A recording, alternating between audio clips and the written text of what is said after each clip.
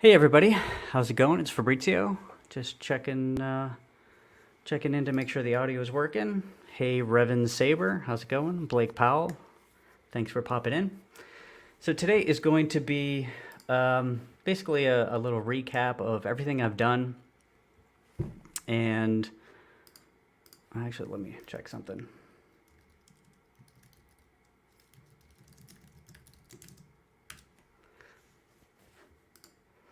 I've had so many audio problems that at this point I'm unsure.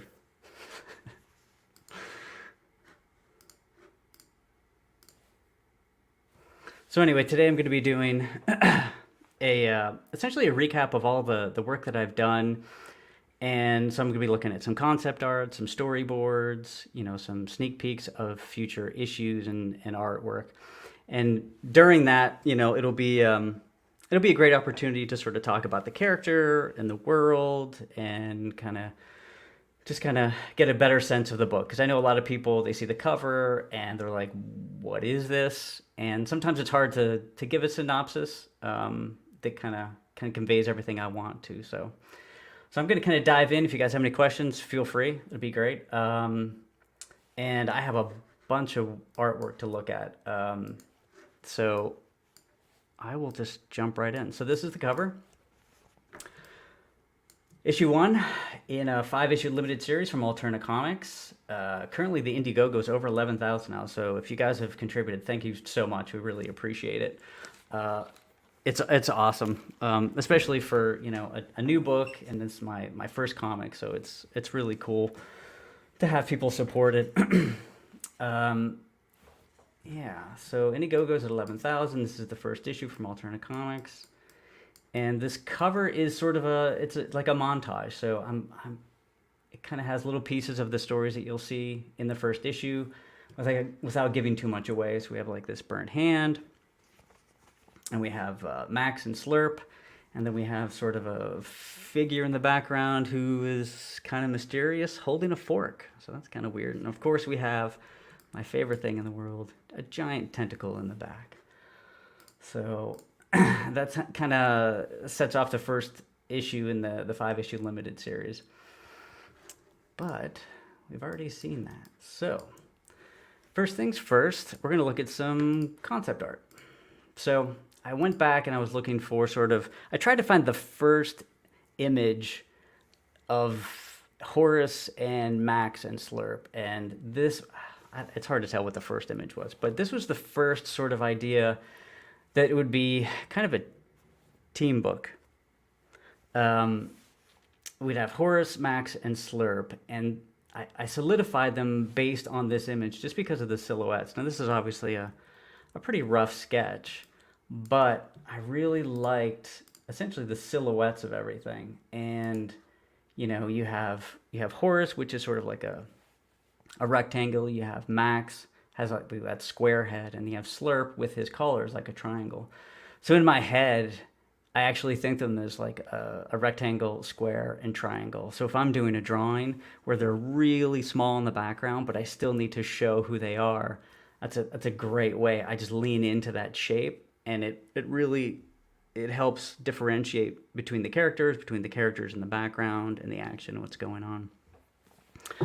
Oh, that's awesome, Blake. That's great.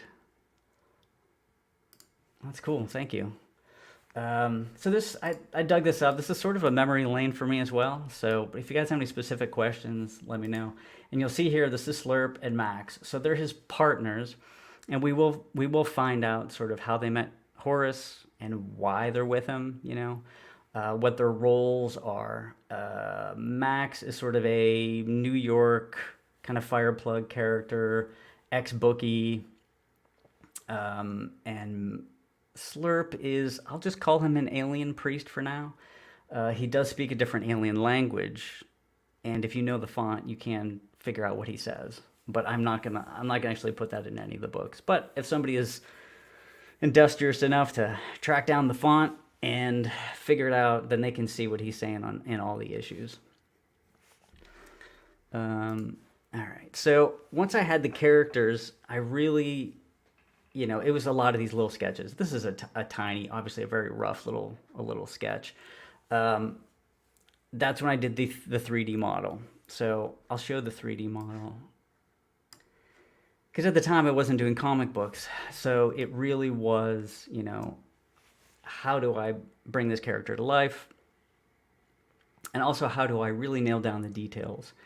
And, having a finished drawing is one thing, but I felt like a 3D sculpt would really bring him to life.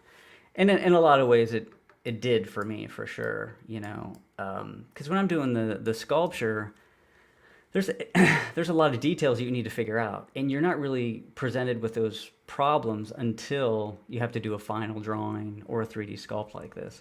So if you look really closely here, he's got his satchel, and I'm like, okay, what's in the satchel? And that is a way to essentially to carve out the character. What would he bring with him on these investigations? So if you look, there is a notebook, there's a ruler, a pair of scissors, some glue, some tape. This is a little Cthulhu type idol, just like a weird stone idol.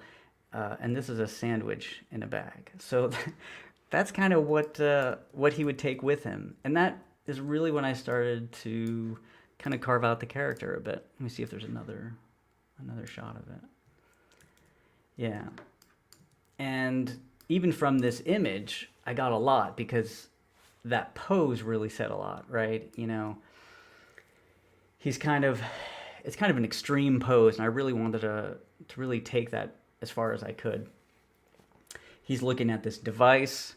The device is, well, it looks like, oh, hey, Nate, how's it going?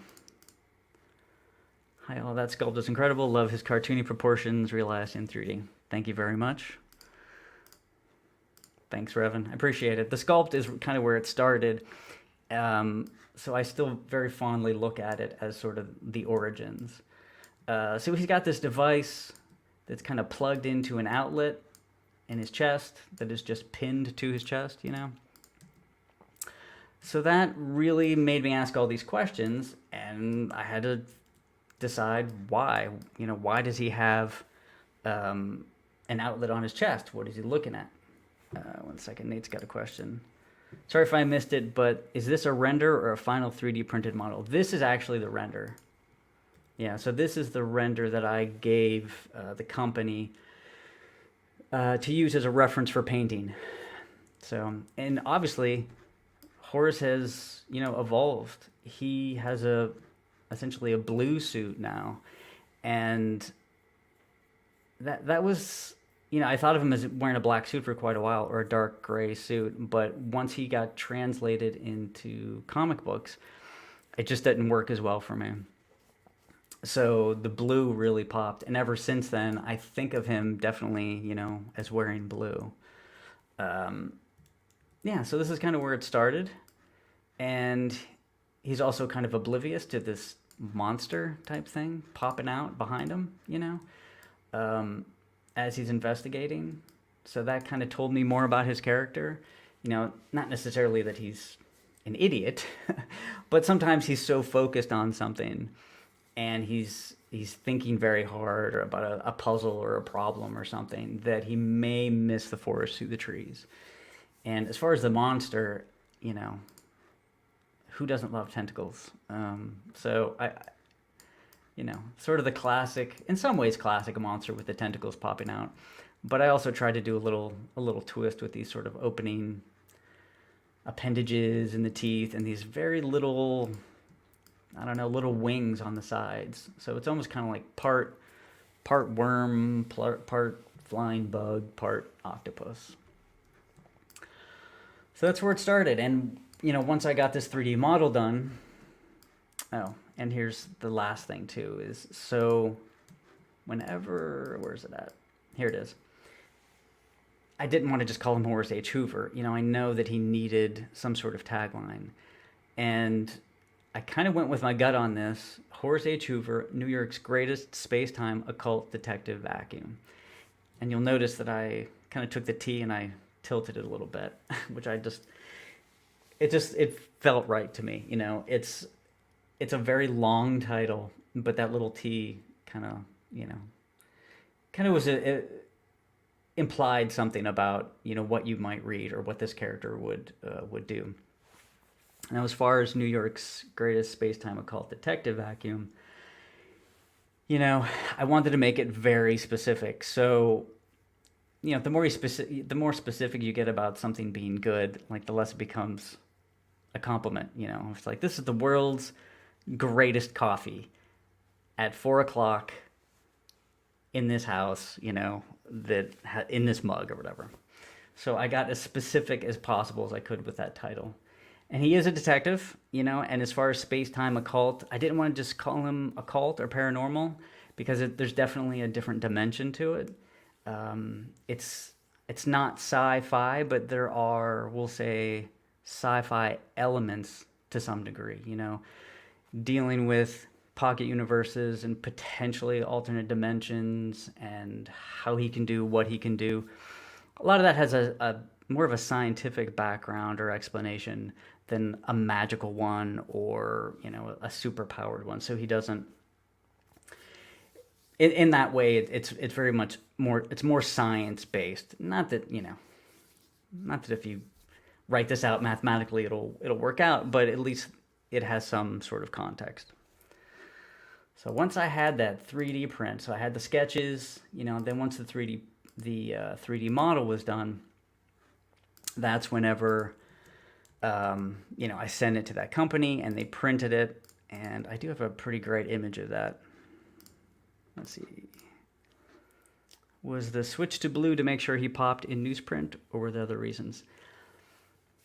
Yeah, I mean, a lot of it was him just popping, I look at those old comic books that I look at an old cover of the main the mainstream comics. Those old covers just popped. Like you would see them from across the room and be like, "What is that?" I'm like, "Oh, that's the thing." "Oh, what is that?" "That's the demon or something." And those colors just popped so much that I really wanted to have that sort of contrast. So for his helmet, I sampled Captain America red, for his suit, I sampled Captain America blue, and at first it was a little hard to get used to, but it was more of an intellectual decision in the beginning, and then once I made that sort of intellectual decision, like my gut followed, so to speak, and I'm like, yes, that was 100% the right call, and I'm so glad I did it because I played around with other secondary colors, but I'm like, no, he's primary colored 100%. So once I had that, I basically sent it to a company. The company is called Ownage, and it took about maybe a year almost. I don't know how long, but it was a very long time from when I sent the files to get a table full of these, So I got, I think it was 10, maybe 10 or 11 of these done. And some were painted and assembled and some weren't. So you can see, this isn't the most high-res image. Some of these pieces, like the satchel that he's wearing, that he has down here, there's a little bottle of glue in there. That's right there. So if you're a model kit maker or assembler, this is actually really complex. Some of these pieces of resin are so small and so thin, you need tweezers to get them together. So this is a really advanced kit. But once I had that, and I showed people, everybody was like, what are his powers? What can he do? Is there a comic? Is there a story? And it's not that I didn't want to answer that, because I had roughly answered it, as I'm doing the 3D model, because that helped me with his character, but it wasn't canon. I hadn't written it down. It wasn't anything that that I could unequivocally say X, Y, and Z. This is his powers. This is where it comes from. I just had some scenes in my head. I had some characters in my head. But as far as a story with 3 arcs or 6 arcs or whatever, I didn't have that. But, people kept on asking, and it really got me thinking more in those lines. And I started to think, yeah, I want to hear him talk too. I want to hear his voice. I want to hear, I want to I want to watch him go on these adventures. I want to be right behind him and see the monsters that he tackles, and the crazy places that he goes to, and even the small sort of personal moments. He can look kind of a little silly or kind of weird with the helmet, but he also has some very just small, quiet, touching moments, interpersonal relationships with people. I mean, he does wear a vacuum cleaner on his head, so, you know, people are going to question that. And that will come up in the story too. So it's not like I just pretend that he wears a vacuum cleaner on his head and nobody notices or cares. It comes up, it becomes an issue. People question his sanity, or it definitely becomes a part of the book later on. For the first miniseries, it won't necessarily come up. It'll be hinted at a little bit, but we'll get to that in the ongoing series. Okay, let's see. So once I had that, basically what I did was, can I do a comic? And in order to do that, I'm like, well, I don't want to just jump right into a comic book because I don't know if I have the chops for it. I really need to test the waters. So I basically started to do some what I call fake covers or fake splash pages. And that really helped. So the first one I did was this one.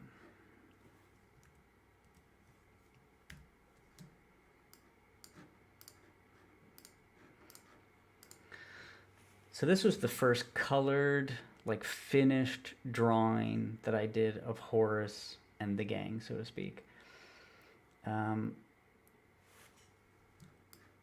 This is when I started to nail down the palette. I'm like, I know I want it to look sort of old school. So let me just do one page. I won't spend a lot of time on it, but I'll spend enough just to see if this is doable. And what would it look like with a character with a vacuum cleaner on his head fighting a monster? Would it look absurd? Would it look cool? Would it look funny? What would that look like? So this is the first one I did. And I threw basically paper texture over it because that really added to it. I don't have this in layers on here, but I started just with flat colors. And then I'm like, yeah, it still needs texture because digital colors, to me, for this particular book, really needed that extra layer of noise to it. And I didn't want to do, generic noise. I found some paper textures. I overlaid that. Later on, I used watercolor washes that I made. But this was the first attempt. So I found some fonts that I thought were appropriate. I think this is actually a little updated. I think some of the text is updated. But, and the most important part of this really is the fact that they talk and what that interaction would be. Is he the leader? How is he as a leader? How is Max as his partner? Are they fighting? Are they arguing? Do they understand what's going on? What is that interpersonal relationship between all three of these? And that's where I came up with Slurp, who he just yanked a tentacle right off, and he's saying something. And I just like that idea of we don't know what he's saying, but we kind of can guess. And as time goes on, and as the stories progress, it's easier to guess what happened, and it's kind of easier to guess what he said. As far as the monster, this is sort of a tentacle-y monster, and I thought that would be a perfect, like, the first monster that they would fight, because it's in typical sort of Lovecraftian context. It's rare that it's like a one-on-one, like one person fighting a monster. Usually they're sort of alien gods or very big monsters. So that's why I wanted to use this instead of just Horus fighting, I don't know, a vampire or something like that, or a zombie. Yeah, so this was the first one, and I'm like, oh. And I after this, I really thought, I think this is doable. I really like the look of it. The colors are working. I'm kind of getting a voice. I think I can do this. So I said, I'm gonna do, I think I did 7 of these. If I can do 7 of these, then I can basically, I will be confident enough to do, a 10-page short story. And if I do a 10-page short story, then I'll be confident enough to do a 16-page story, et cetera, et cetera. That was what I was thinking, the entire time. So then the next fake page is this one. I did modify this a little bit, but this was the original thing. So I had kind of faked, the corner box with his head.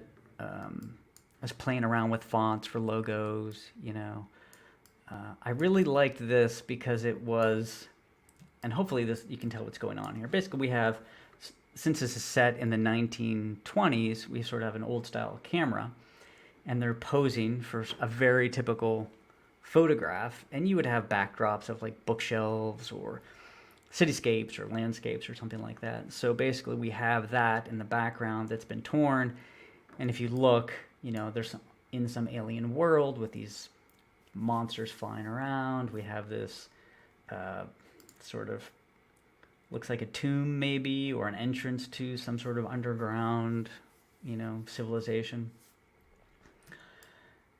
And this would be, sort of the first time I had done a splash. So I hadn't thought about covers. That first fake page would sort of be like an interior. You open up the book, and this is the first splash that you're going to see. But this as a cover, I'm like, okay, and I don't want to keep using the word weird, but it was unique enough to interest me. And if it interests me enough to keep going, then hopefully that's interesting enough for people to, hey, what is this? What is this book? I'll grab a copy and see what it's about. Now, as far as the colors, I was still tweaking the colors. So that's why this isn't quite right. I think he was still wearing black or brown. Slurp, I think I had him nailed from the beginning, and I think Max was a little different. But you can see, once I finally nailed down the colors, yellow, blue, and green, that was just, I knew that was the way to go for that. These worlds are so cool. What were the inspirations for some of these places? We were talking about world building the other night, and for me at least, I come up with like a hook for each world, like one thing that I can sort of like hold on to, and then I run with it. I don't think I have it in these images, but there's a drawing that I just did of Horus fighting, which looks to be like a vampire type character in a graveyard. And I thought, what if the entire universe was one giant cemetery, And then that got me thinking, okay, well, if it's a civilization that's a cemetery, what does that mean? What do the buildings look like? Do all the buildings look like giant mausoleums? So that just kind of gets my brain going. So that's really what I start with this, and I just start with a hook, and I just take it from there. I don't know if that's overly simple or not, but it seems to work for me because it gives me enough visual information to work with and expand. I think if I had to think about too many things all competing with each other, it would take me probably too long, and I think it wouldn't be as immediately, kind of like the world version of an archetype. You have a classic archetype character. You immediately essentially infer everything about that character. They're introduced on the screen, maybe the old, wise, person. Like we kind of already know what this character is about because it's an archetype. So I was trying to maybe, with these worlds, really just come up with like shorthand or archetypes for the worlds. So, okay, this is a universe that's a cemetery. Got it. And then it's just easier, I think, for people to get into, as opposed to me having all these clashing architectures and monsters where people can't quite get a foothold. Yeah, so that was the second one. Let's see, for the third one, this see. Yeah, okay, so this actually has his original. I was actually playing around with doing almost virtually all watercolor. Uh, so his suit, I think, is actually a gray watercolor that I went in and tweaked, and same with this yellow. So I think this is leans heavily on watercolor with a little bit of digital on top. I'm still exploring, obviously, logos and type and all of that. Um, and this is basically just some more exploration into Horus's character. You know, when he's confronted with a, we'll say, humanoid monster, you know, how would he act? Would he run away? Would he get scared? Or would he talk to them like they're like anybody else, you know? And that's kind of what I was thinking with this. I'm like, yeah, he would scare anybody else off. They'd be running away. He's a giant monster. He looks got these skulls all over him. But Horus just kind of intellectually wants to connect with whoever it is.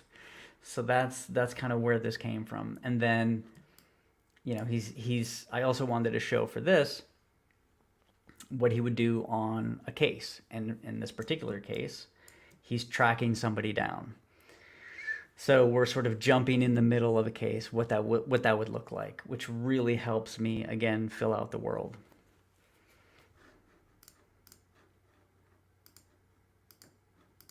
Thank you, Rick. I appreciate it.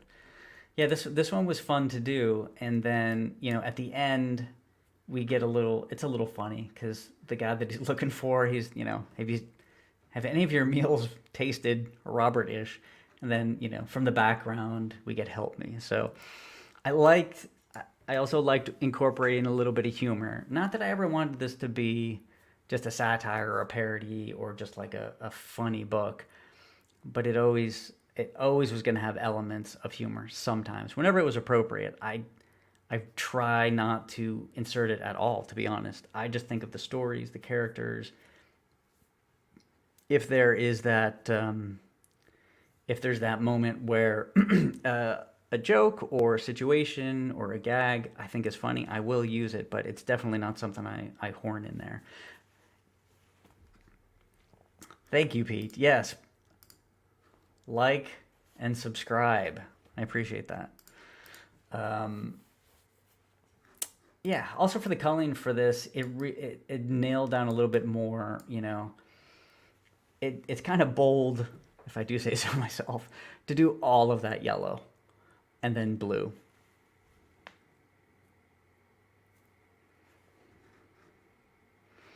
Let's see, Revan. I may be assuming too much by the art, but Horus does seem to be rattled by anything. I think you mean doesn't, right? And yeah, no, you would be correct. He is. Um, I don't want to say he's never rattled, but he's just so focused on sort of what's in front of him. You know, if he has a goal, he's focused on that goal. Yeah, I figured so. He's focused on the goal. So if he's trying to save somebody, if he's trying to figure something out, he's so focused on the goal that whatever's in between him is just. It's not that he's not scared of it, but he's like, okay, you're in the way of my goal. You could be an army of people, or you could be a giant monster. There's a way I need to get around you. Aloof is a good word too. I think that's it for this. Yeah, I was really playing around with the colors, you know, and this was again pretty bold just to do yellow and blue, but I definitely used that throughout, and this was just a great opportunity.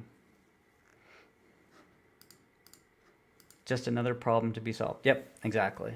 So he doesn't get emotional, I would say, unless it's something pretty extreme.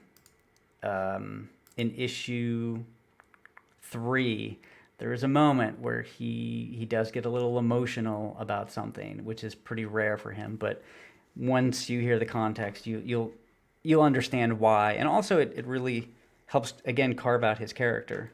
If he's only going to get emotional about certain things, that really is a window into him as a person. Let's see, the next one I did is this one. So at this point, again, I'm really exploring, as you can tell.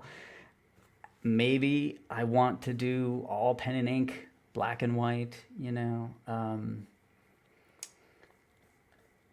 I was using a Micron pen for this, but this was really, for a split second, I'm like, maybe I just go back to pen and ink, do everything highly rendered, highly textured. It really, it I liked the effect, and especially I like the effect of the red helmet where everything else is black and white. But I think ultimately that would have taken too long, and I don't know if it added a bunch. Now, I might do a short story. I could just do images like this. But that's really what this was. Now, as far as the content, this, I believe this is on my Instagram and Twitter. If it's not, let me know. But if you read this, essentially we have two people talking in the background, and they're referring to Horace. And this really is a really critical world building moment where I started to nail down. I'm like, okay, I have Horace, I have some of the context of, the stories he'll be involved in, some of the characters like Max and Slurp, some alien worlds that he'll be visiting. But really, what's the crux of the story? Like, why is he there? Like, where's the conflict in that? And this really is kind of a window into it. It's basically two people talking about Horace. Let's see, Nate. The details in that room invite a long exploration of the page. Do you have ideas for what all that stuff is? Yeah, I actually, now that you mention it, I'm going to find something, if you guys just want to look at that for a second. For myself and for Hoover, his study is a really important place. So I really wanted to nail that down. I didn't want anything to be arbitrary, and I definitely didn't want, I'm sorry, one second. I didn't want anything to be random, and I didn't want anything to change from issue to issue. So I really sat down and kind of like sketched it out. I am a 3D modeler, so I could have done this in 3D, but this is just cooler. So I just kind of laid down his library, some things that are on the walls, what's on the walls, and I think, now that I'm looking at this here, diploma certificate. Yep, I think I have not deviated too much from this. I might have moved this pocket universe globe from the right to the left, things like that. But I've really tried to stick to it because I knew that, I want people to go back and from issue 20 in the ongoing and go back to the first of the limited series and see, yes, that stuff was there. Like this map of New York with these locations, they will show up in issue 10 or 12 or something like that. I really wanted that continuity from the beginning.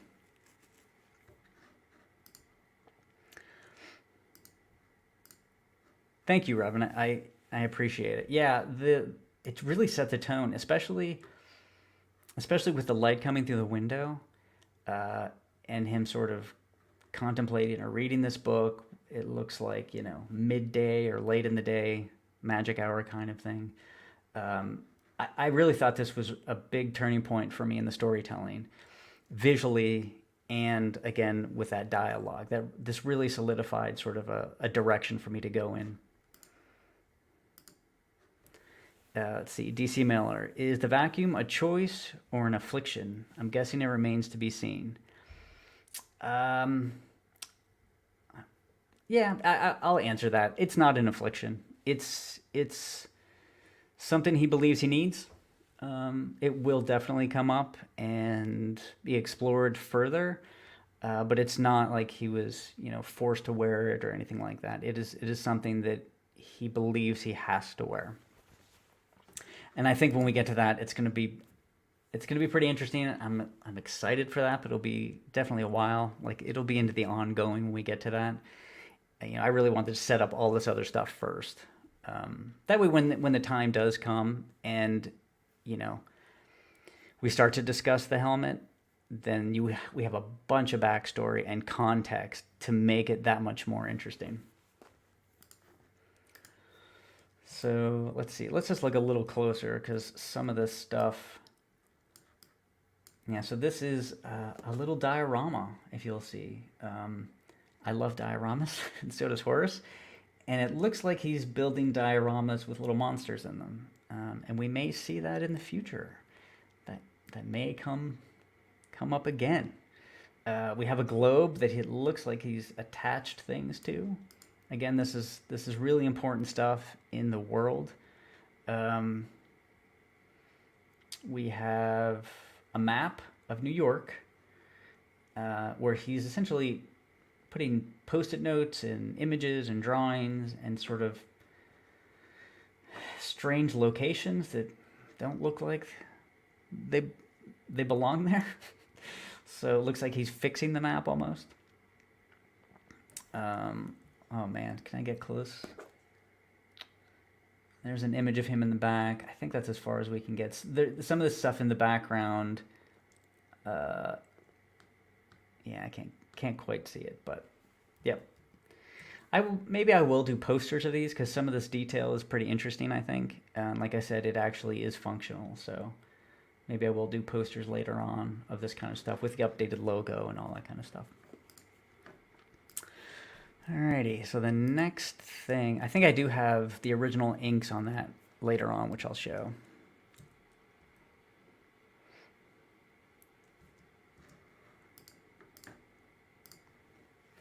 Let's see, Pete, what's the most challenging part of Horace's design for you to draw?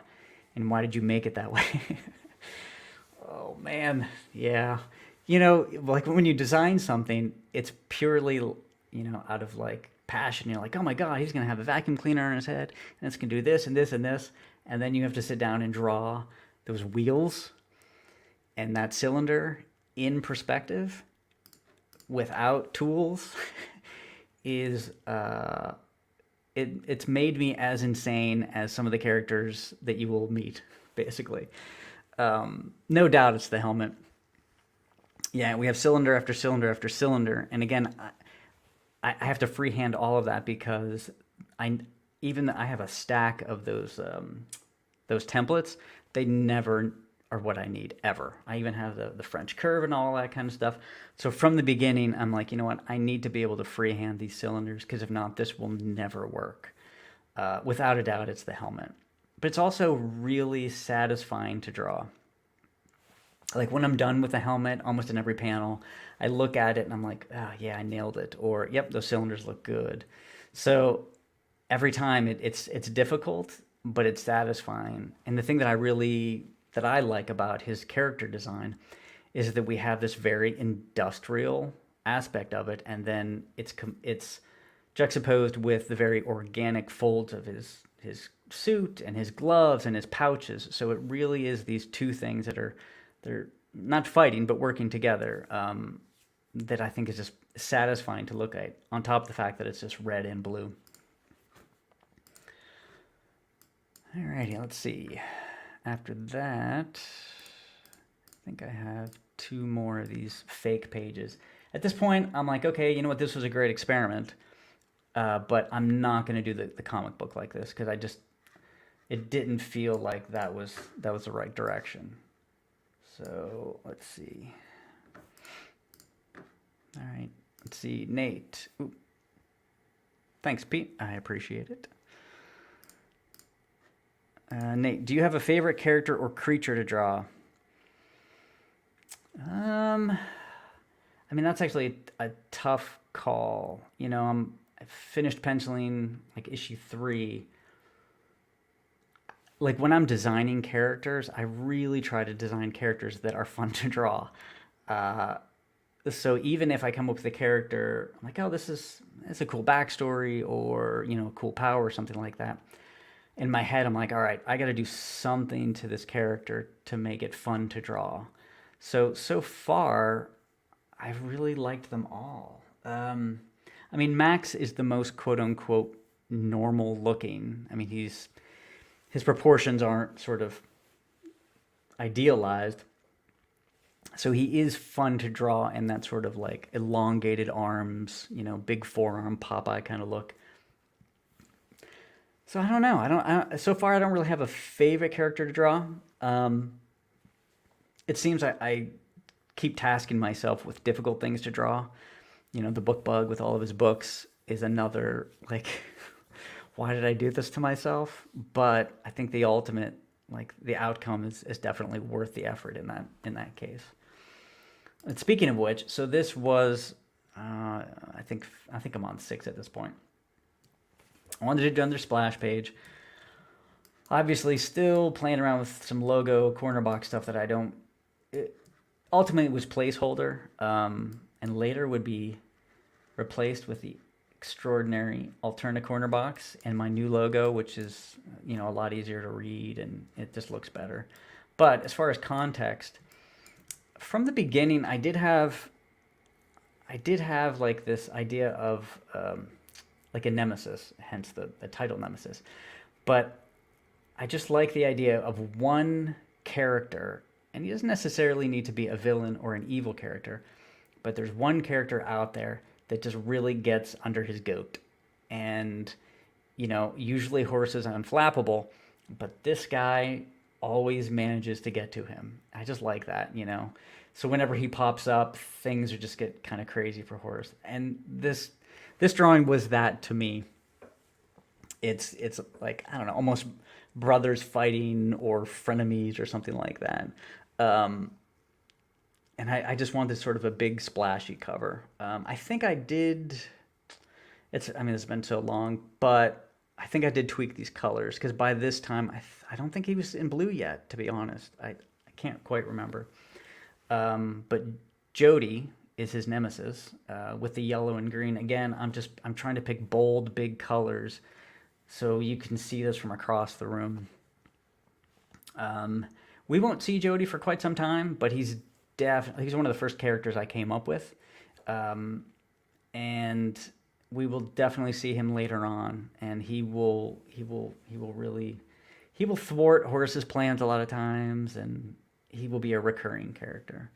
Um, well, let's look a little closer at least. Yeah, so we have his pouches, we have his satchel, and then we have those things spilling out, like so from the 3D model that thing of glue that's popping out. This you'll notice is I don't know if I want to go back to it, but this is the device he was holding, and hopefully it looks like it, but it's come apart and it looks like it was paper the whole time. So that's a little curious, right? Yeah. So I just wanted to do callbacks and little clues for people, little fun things for them to look at. Nothing is ever random, ever.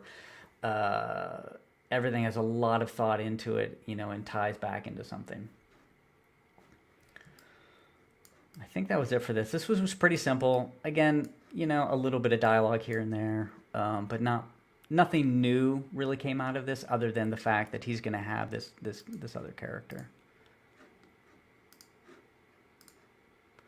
I think I have one more of these fake. Yep, this is the last one here. So this is the last fake page. And this was obviously the most dialogue. This was the most dialogue. This was also interpersonally how they work together. It works figuratively and literally in this case. They rely heavily on each other. And at the end, Horus is, discovering somebody. He's solving the case. But if you look, he's solving this case to trade information about the chain towers, and that's something that will come up. Again, if you look at all of these pages, they have clues, they reference things and people that are important. I didn't want to just make things up for these pages and not have them mean something. So sometimes I point people to these because I'm like, if you really want to be sort of a completist, these pages will give you information that will definitely come into play later on. I was playing around with word boxes or word balloons a little bit here, like this robot type character. He's sort of like a sim character. So I was kind of playing around with that. Yeah, this was the last one. And again, the coloring for this was really big for me, you know, being able to put orange and blue right next to each other like that. You'll see that throughout the book at this point. That is really, I mean, obviously orange against horse, which is blue, is going to make him pop. But I'm using a limited color palette. So actually, now that I mention it, I think I can show you the color palette. Yep, right here. So these are the only colors I use. I don't know how many there are. 100? I don't know. Yep, I limit myself to these colors and these colors only. And then I just, you know, I have the characters and the colors that they use. So I'm not constantly, you know, searching slight shades of colors, you know, throughout.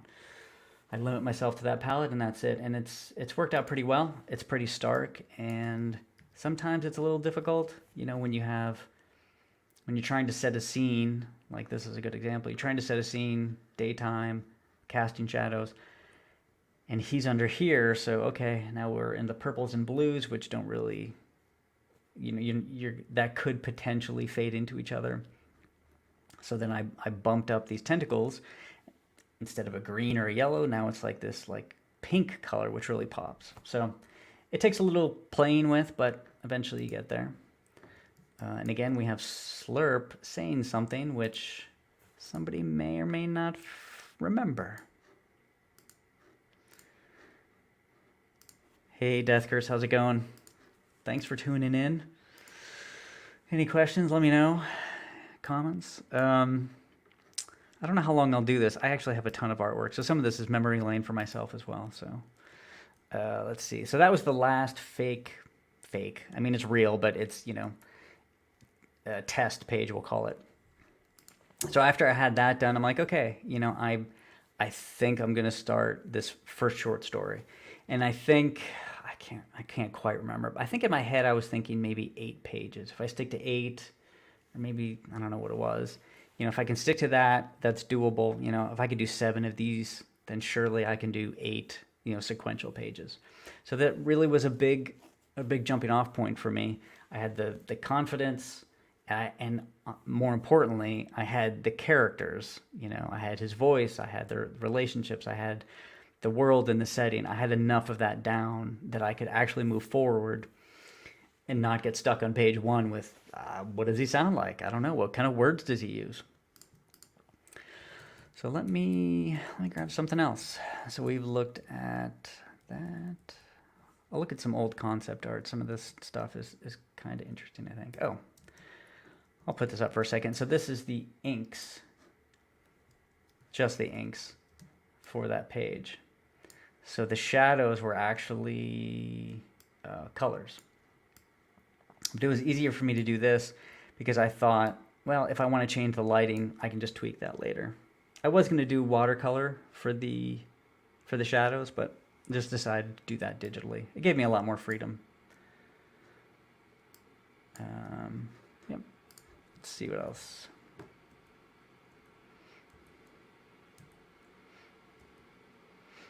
Oh, this is a... Thank you, Revan. This is Jody. So this is the first character sketch I did of his nemesis. Again, these are really quick sketches, but like once I nail down something like this, it kind of clicks in my head, and I'm like, okay, I get him. You know, I might not know every single thing about him, but once I get to this point, it's like he is a character that he exists. So he will be in the universe at some point in time. So this was just some concept art I did for this guy. Okay, so this might be the first Horus drawing, but again, I don't remember. Like, as you can see for this, I'm really trying to find specifics on the helmet, you know, like the shape of it, this thing here, you know, I got the wheels, obviously the wheels have been there the whole time. He had huge gloves at the time. I was actually thinking about doing a much more cartoony version of it, you know. In my head, I thought even potentially a comic strip at some point in time. Not that I'd ever done that before, but I just wasn't sure. You know, I'm like, I got to feel him out. So this is one of the most early drawings I could find. Really trying to figure out his character, his tiny, thin legs, his big feet. Let's see.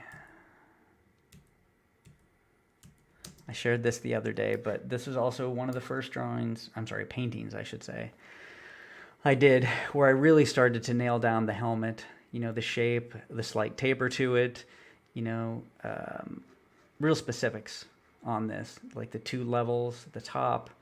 I did this in, I don't even think it was Photoshop, maybe Clip Studio or something like that. I generally do not paint digitally, and it's not something I really enjoy, but I kind of played around with this a little bit. But this kind of also kind of gave me his character too. You know, whenever you see your character in black and white with like these, with like particular lighting, it just sets a mood, and then that mood informs, you know, what's going on at that moment. Is he posing for a picture? Is he sitting for a painting? You know, is he having like a famous oil painter do his portrait? You know, stuff like that. Wow, that softer look is powerful. Thanks, Nate. I appreciate it. Yeah, it is, again, it's really, this is kind of fun. It's very different for me. It's not something I work in, and again, I don't know if I will anytime soon, but at minimum, it helped nail down some stuff. Obviously, I never really finished his hands. Things are kind of still soft at this point. He didn't even have a collar, but I was still nailing stuff down. I like the idea of an oil painting of H. Let's see. Okay, this is kind of cool. This was the first sequential page I did that you will never see in anything. But again, I wanted to test some stuff out. So this, you know, sort of like a typical, what would be a typical page in an H.H.Hoover book with Max and Slurp. Obviously, Max has changed a bit. He's more just pure square blockhead kind of thing. And even Horus's helmet has changed, but I was getting there slowly. He just got swallowed by a monster, and there's some bottles, some skulls, some Necronomicons in there. Anything that a giant monster eats, basically, which is mostly occultist from what I understand, because it just always seems that these monsters are just eating the people that summon them and nobody else. Reminds me of an old-timey portrait photo. Yeah, exactly, Nate. That's kind of what I was going for. Yeah, I thought that was pretty fun. This is the first sequential page I ever did. Let's see. These are some fun storyboards. I don't know if anybody wants to see that or not, though. How about, I'll show it, though. Just so people kind of see my process. So this is this is a small storyboard, but this is pretty typically of what I do. I don't go super tight with my storyboards, thumbnails, but I definitely want to kind of know what's going on, so I don't come back to it in 2 days and feel like, what was I trying to do here? I can't even read my own gesture drawings. With little notes on the side. Let's see here. It's best we don't dawdle. Yeah, that's yeah. So I guess little notes on the dialogue and things like that. And there looks like that they are going down some stairs in this one.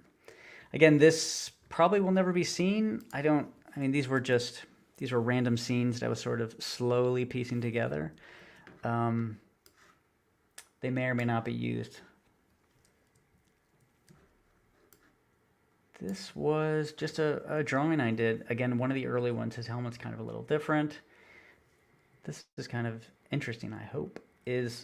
So Horace builds devices. He builds devices out of a lot of different things. As we saw in the 3D model and elsewhere, some things are made out of construction paper and glue. Some things are made out of metal and wires. But they all have a very curious look to them. So this looks like a device that attaches to a book with a like a little fan and maybe like a thing of water that feeds into some. So this is one of the first times I really started to design some of the machinery and the devices that Horace will use. We'll definitely learn how he does it and why they work, because they don't quite look like they should work. So that's a little interesting. He uses anything at his disposal, and basically anything in his pouches, because in his pouches, and we will definitely see this in the miniseries, he pulls stuff out of there which he will use, and it's kind of a surprise when he pulls stuff out of there. The stuff that he pulls out you might not expect. There is no grappling hook, but there are other things. So this was sort of the first time I started to nail that down. And we also have, again, another map of New York where he is sort of fixing things. Still working on Slurp a little bit. He's a little too scary in this. He's not quite as funny, but he's kind of looking lovingly at Horace. Again, I always consider him to be sort of a cross between Nosferatu and a golden retriever. Max is looking at something in the back, and again, we have his study with some ephemera. Let's see what else we got. This is a character sheet. So I don't remember when I did this. Probably after I did the test pages, before I did the short story is my guess. I just wanted to do one page. You know, I got the front, side, kind of a very cartoony version. He's not this cartoony, but like, what does an action pose look like? You know, what does contemplative look like? What specifically, like, materials? Oh, this collar is actually metal, and these little red bumps we see are actually colored glass. His neck is rubber. You know, he has leather pouches, craft supplies. So we have scissors, glue. He has an outlet. Yeah, so that's what this was. This really helped me because, as you can see, he's evolved quite a bit, and I needed some reference to make sure he didn't evolve too far. Now, I'm always open, you know, if the character needs to change, like after drawing so many times, I'm like, he really should do this or look like that. I'm definitely open to that, but it should definitely stay within, there should be a reason for it. If it's a major change, there should be a story reason that he's wearing a clown outfit or something like that. So that's what this was, which was, it was helpful. Yeah, this is, again, one of the first things I did. Definitely didn't go this cartoony. I think his pose and his affectation, or whatever you want to call it, I kept, right? Sort of the old-timey boxing thing, but just how I draw this is a little more cartoony than I normally do it. This was another, like, one of those small moments that was a really big character moment for me. This is Horace H. Hoover having tea with his wife, Grace. And it was a really telling moment. I don't know why I did this one. But she's sort of got a sad or maybe a distraught look. You know, she's looking at her husband who's wearing a vacuum cleaner on his head. He is probably telling some story about traveling to some crazy alien land, fighting monsters, and she's just listening to this. So this really was a really really important story moment for me. And this, again, these character relationships come up. This will be a really important part of the story. Not sitting down and drinking tea. I don't want to scare anybody. It's not four pages of people drinking tea, but just this moment. This moment is actually really, really important, and it's actually a fundamental, I'm a fundamental part of the book, I would say, long term. So I thought that was also another little turning point where I was able to carve out some more of the world and the character. So I'm going to show this, and I'm not going to do any explanation because I don't want to spoil. But this was another one of those concept art things I did, where it kind of it shot my brain into a bunch of different directions. This is a very small little thumbnail sketch I did, and I'm like, you know, like sometimes you're doing the sketch, you're making shapes. Those shapes they start out kind of fuzzy, but they slowly kind of get realized. You add detail, and then before you know it, you have something that's kind of strange. And then from that, like stories kind of blow up in your head, and that's where I was with this. So I have never shared this before. But this is one of those turning points which really was able let me kind of fill in the story, and we'll figure it. We'll see this again in the ongoing within the first 6 issues, definitely though. So yeah, that's definitely a sneak peek that I have never shared with anybody. Let's see what else.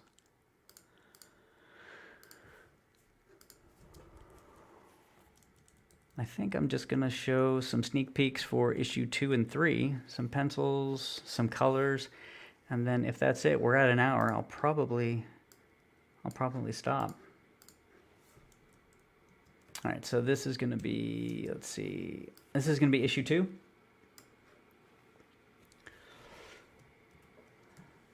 We have Horace and the gang at a spiritualist, and they are summoning somebody or something coming out of the book, and he appears.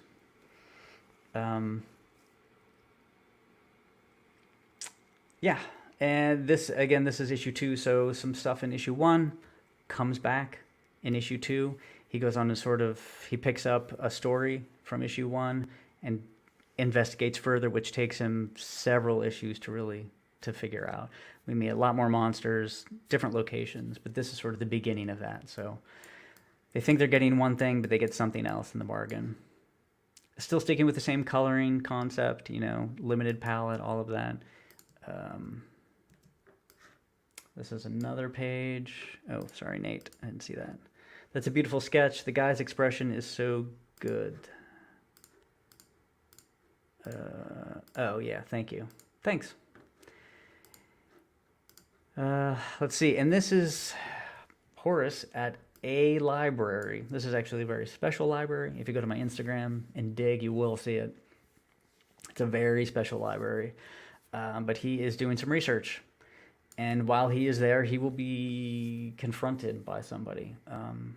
And things will go awry.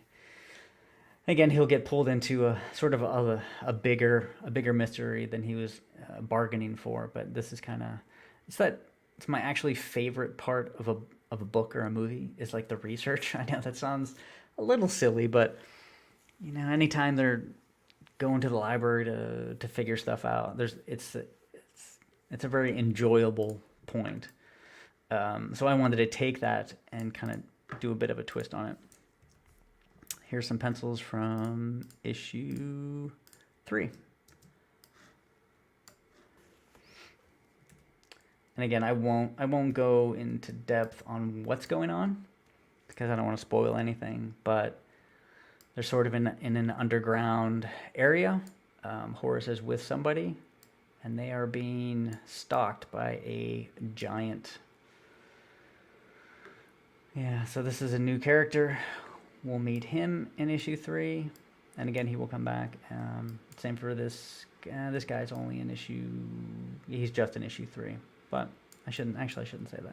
He might come back. And this is my splash page, which I did share Again, a new monster. This is issue 3. You know, I don't want to tell you too much, but he gets into trouble, we'll say, from a very, very angry monster. And you can see, definitely, even in the design of Horus, like, he has been solidified quite a long time ago. And again, there's those cylinders in perspective, which are difficult, but I've done them so many times at this point. I can do them in my sleep. So any characters that I invent moving forward will all be cylinder based, and that's it, because I don't want to have to learn any other geometric shapes. So that is issue 3. Let me just double check. I think that might be it. Hopefully people learned a bit about Horus and the world and the character, got some sneak peeks. And if there's anybody listening in chat, if you know Horus's middle name, the first person to say Horus's middle name will get a free poster. So if you know his middle name, I will send you a free poster.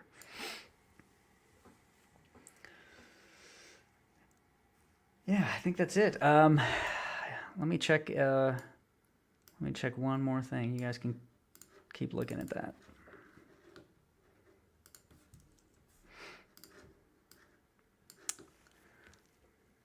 Horatio. No, it's not Horatio. Sorry. Close though. I think that was actually in the running at one point in time. I had a few, but that's not it. I'll share this little sketch. This hominid.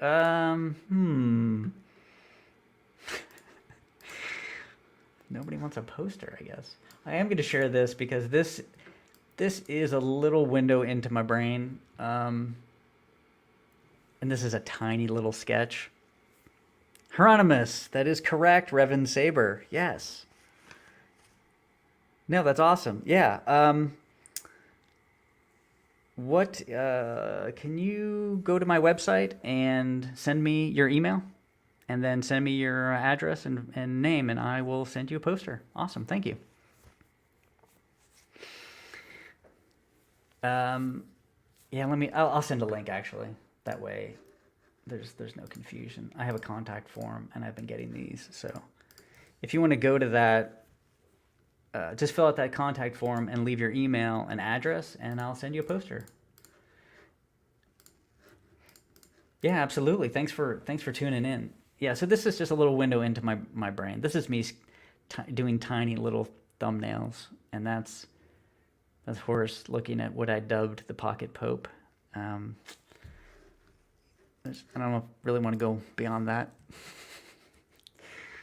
All right. Unless anybody has any other questions, I think that does it.